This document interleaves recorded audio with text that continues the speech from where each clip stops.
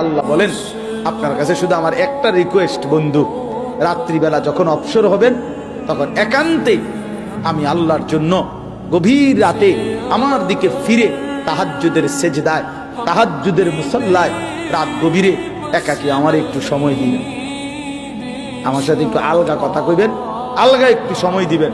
ওই সময় যেন কেউ না থাকে, আপনি আর আমি, আমি আর আপনি। কি হবে তখন? আমি কি করব তখন? আল্লাহ যেন বলতেছে, বন্ধু ওই সারাদিনে যে যা কষ্ট দিছে, বেদনা দিছে, আমি রাত গভীরে তাহাজ্জুদের মুসল্লায় আসলে আপনারে আমি পিঠে মাথায় হাত বুলিয়ে আদর করে দেব, দুঃখ মুছায় দেব, ক্লান্তি মুছায় দেব, আপনাকে আমি সোহাগ ভরা আদর দেব, আপনি আইসেন রাতে।